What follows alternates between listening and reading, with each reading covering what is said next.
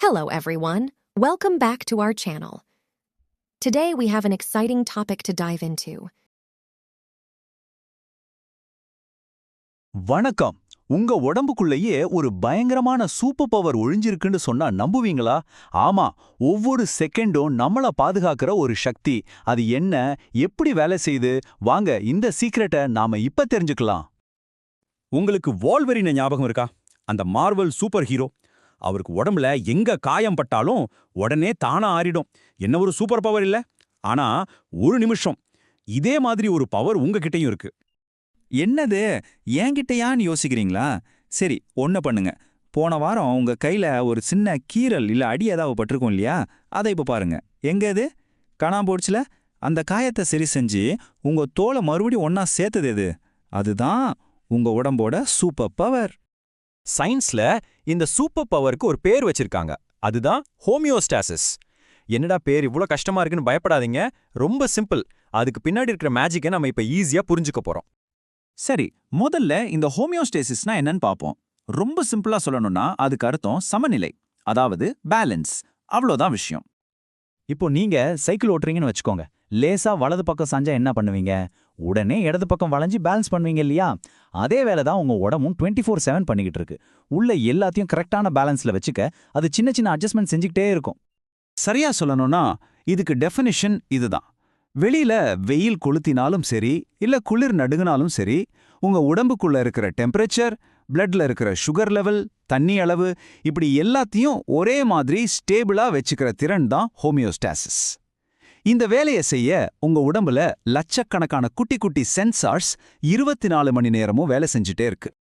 சரி, இந்த சிஸ்டம் நிஜத்துல எப்படி வேலை செய்யுதுன்னு ஒரு பார்வை பார்க்கலாமா? வாங்க உங்க உடம்போட ஆட்டோமேட்டிக் ஏசி அப்புறம் சுகர் மேனேஜரை மீட் பண்ணுவோம். இப்ப நம்ம வீட்ல ஏசி இருக்குன்னா ரிமோட்டை வச்சு டெம்பரேச்சரை கண்ட்ரோல் பண்ணுவோம். அதே மாதிரி நம்ம உடம்போட டெம்பரேச்சரை கண்ட்ரோல் பண்ற ஏசி ரிமோட் எங்க இருக்குன்னு எனக்கு அது யோசிச்சிருக்கீங்களா? பதில் உங்க மூளைக்குள்ள தான் இருக்கு. ஹைப்போதாலமஸ்னு ஒரு சின்ன பகுதி. அதுதான் நம்ம உடம்போட control room.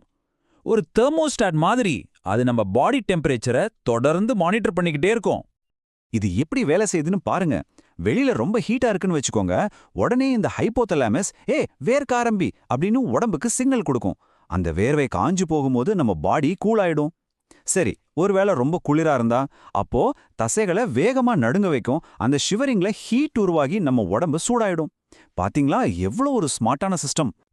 Okay, temperature control பார்த்தாச்சு. இப்ப அடுத்தது சுகர் மேனேஜ்மெண்ட். நீங்க ஒரு சாக்லேட் இல்ல ஒரு லட்டு சாப்பிட்டோன்னே என்ன ஆகும்? உங்க பிளட் சுகர் லெவல் டக்குன்னு ஏறும். பிளட்ல சுகர் ரொம்ப நேரம் அதிகமா இருக்கிறது நல்லதில்ல. இந்த நேரத்துல தான் நம்ம ஹீரோ கணையம், அதாவது பாங்க்ரியஸ் என்ட்ரி கொடுக்குது. சுகர் ஏறினதை பார்த்ததும் கணையம் இன்சுலின் ஒரு கெமிக்கல் சாவியை ரிலீஸ் பண்ணோம். இந்த இன்சுலின் ஒரு மாஸ்டர் கீ மாதிரி. அது போய் நம்ம உடம்புல இருக்கிற செல்ஸோட கதவை திறக்கும். உடனே ரத்தத்துல சுத்திட்டு இருக்கிற எக்ஸ்ட்ரா சுகர் எல்லாம் செல்களுக்குள்ள போய் ஸ்டோர் ஆயிடும். அவ்வளவுதான், பிளட் சுகர் லெவல் மறுபடியும் நார்மலுக்கு வந்துடும். இந்த சூப்பரான ப்ராசஸ்க்கு பேர் தான் நெகட்டிவ் ஃபீட்பேக் லூப். இது நம்ம வீட்டு ஏசி மாதிரி தான். ரூம் ரொம்ப சூடானா ஏசி ஆன் ஆகி கூல் பண்ணும். ரூம் கூல் ஆனதும் அதுவே ஆஃப் ஆயிடும். அதே லாஜிக் தான். ஒன்னு அதிகமானா குறைக்கணும், குறைஞ்சா அதிகப்படுத்தணும். சிம்பிள். இப்ப நாம ஆரம்பிச்ச இடத்துக்கே திரும்ப வருவோம். அந்த வோல்வரின் பவர். ஒரு காயம் பட்டா நம்ம உடம்பு எப்படி அதை சரி பண்ணுது? வாங்க நம்ம உடம்புக்குள்ள இருக்கிற ஒரு முழு ரிப்பேர் டீமை பத்தி தெரிஞ்சுக்கலாம். உங்க கையில சின்னதா ஒரு காயம் பட்டதும் உங்க உடம்பு உடனே ஒரு எமர்ஜென்சி அலாரம் அடிக்கும். அடுத்த சில செகண்ட்ஸ்லயே பிளேட்லெட்ஸ்னு சொல்ற செங்கல் கட்டுறவங்க அந்த இடத்துக்கு ஓடி வந்து ரத்தத்தை கட்டி ப்ளீடிங்கை நிறுத்துவாங்க. அதுக்கு கொஞ்ச நேரத்துல நம்ம சோல்ஜர்ஸ், அதாவது வெள்ளை ரத்த அணுக்கள் அந்த இடத்துக்கு வந்து காயம் வழியா உள்ள வர பாக்குற கிருமிகளோட ஃபைட் பண்ணுவாங்க. கடைசியா கொஞ்ச நாள்ல புதுசா தோல் வளர்ந்து அந்த இடத்த முழுசா மூடிடும். நீங்க வெளியில ஒரு பேண்டேஜ் தான் போட்டிருப்பீங்க, ஆனா உள்ளுக்குள்ள இவ்ளோ பெரிய வேலை நடக்குது. நம்ம உடம்பு நமக்காக இவ்ளோ கஷ்டப்பட்டு வேலை செய்யும் போது நாம அதுக்கு கொஞ்சம் ஹெல்ப் பண்ண வேண்டாமா? வாங்க நம்ம உடம்போட பெஸ்ட் பார்ட்னரா நாம எப்படி மாறலான்னு பார்க்கலாம்.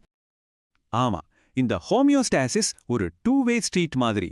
நம்ம பழக்க வழக்கங்கள் இந்த சிஸ்டத்துக்கு சப்போர்ட் பண்ணலாம், இல்லைன்னா அதுக்கு இன்னும் அதிக பாரத்தை கொடுக்கலாம். அதனால நம்ம அதுக்கு ஹெல்ப் பண்றது தான் ரொம்ப முக்கியம். அது ரொம்ப கஷ்டம்லாம் இல்ல, ரொம்ப சிம்பிள். நம்ம உடம்போட கூலிங் சிஸ்டத்துக்கு ஹெல்ப் பண்ண நிறைய தண்ணி குடிங்க. அதோட ரிப்பேர் வேலைகளுக்கு சப்போர்ட் பண்ண நல்லா தூங்குங்க. அப்புறம் அதோட ஃபியூவல் டேங்க்குக்கு நல்ல ஹெல்த்தியான சாப்பாடை போடுங்க. இந்த சின்ன சின்ன பழக்கங்களே நம்ம உடம்போட சூப்பர் பவரை இன்னும் ஸ்ட்ராங் ஆக்கும். ஸோ கடைசியா நீங்க தெரிஞ்சுக்க வேண்டிய விஷயம் இதுதான். உங்க உடம்பு தானாவே தன்னை சரி செஞ்சுக்கிற, தானாவே தன்னை பேலன்ஸ் பண்ணிக்கிற ஒரு அதிசயம். அதை மதிக்கணும், அதுக்கு சப்போர்ட் பண்ணணும், அதை பத்திரமா பார்த்துக்கணும். அடுத்து நீங்க எந்த சயின்ஸ் டாபிக் பத்தி தெரிஞ்சுக்க ஆசைப்படுறீங்கன்னு கீழே கமெண்ட்ல சொல்லுங்க. அடுத்த எபிசோட்ல பார்க்கலாம். இந்த வீடியோ உங்களுக்கு பிடிச்சிருந்ததுன்னா லைக் பண்ணுங்க, ஷேர் பண்ணுங்க, சப்ஸ்கிரைப் பண்ணுங்க. தேங்க்யூ ஃபார் வாட்சிங்.